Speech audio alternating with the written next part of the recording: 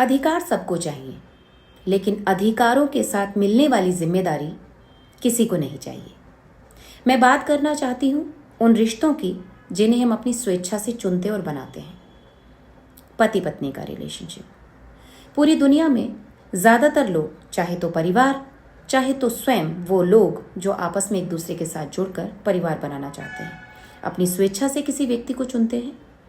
लेकिन कुछ समय के बाद उनके बीच में जो विरोधाभास है, विचारों का जो टकराव है, वो शुरू हो जाता है। उसके पीछे के कुछ पॉइंट्स क्लियर करना चाहती हूँ। सबसे पहले परिवार। हर माँ अपने पति को तो यही चाहती है कि वो उसकी बात सुने, लेकिन कोई भी माँ ये कभी नहीं चाहती कि मेरा बेटा मेरी बहू की बात सुने। ये नाजायज़ है, ये गलत है।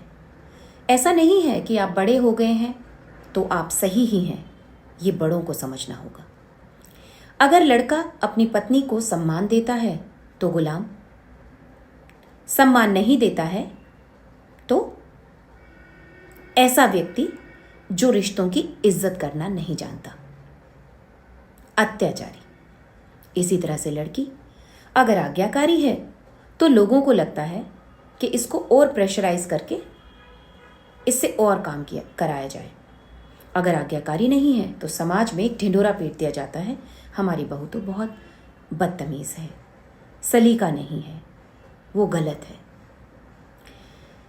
एक बात बहुत सोचने और विचारने वाली है। कहीं ना कहीं हर कड़ी में पेच ढीले हुए पड़े। ना बड़े अपनी भूमिका सही से निभा रहे, ना बच्चे अपनी भूमिका सही से निभा रहे, ना लाइफ पार्टनर्स अपनी भूमिका सही से निभा रहे। लड़का लड़की, पूरी दुनिया कहती है कि सब बराबर हैं, लड़का भी और लड़की भी, पति पत्नी इक्वल हैं, एक ही गाड़ी के दो पहिए, एक छोटा एक बड़ा होगा तो गाड़ी चलेगी क्या? तो आंसर आता है नहीं। एक बात बताएं, अगर लड़का लड़की को ये कहा जाता है, पति पत्नी से ये कहा जाता है कि एक दूसरे का सम्मान करें, एक दूसरे के साथ मिलकर रहें, तो इक्वालिटी की बात आ जाती है वहाँ पर। लेकिन जब पेयर में से कोई एक गलत करता है,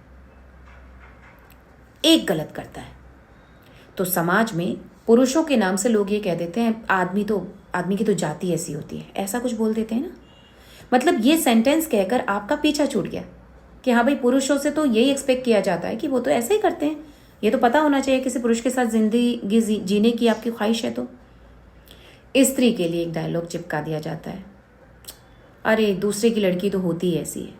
जब आप खुद उसे दूसरे की बेटी समझते हैं तो फिर क्यों वो आपको अपनाएगी, क्यों वो आपको अपना परिवार समझेगी? हकीकत तो ये है, दोनों ही लोग कभी भी दिल से एक दूसरे को एक्सेप्ट नहीं करते हैं।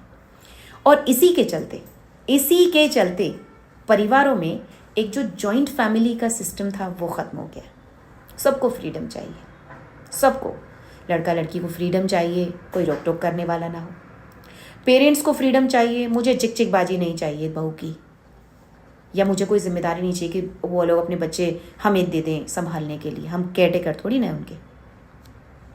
समझिएगा, गलती सब जगह से है। उन गलतियों पे काम करके आज भी हम उसी आनंद को, परिवार के उसी गुनगुनाहट को, उसी रिश्ते की जो गर्माहट है उसी को महसूस कर सकते हैं दोबारा से। विचार ज़रूर कीजिएगा।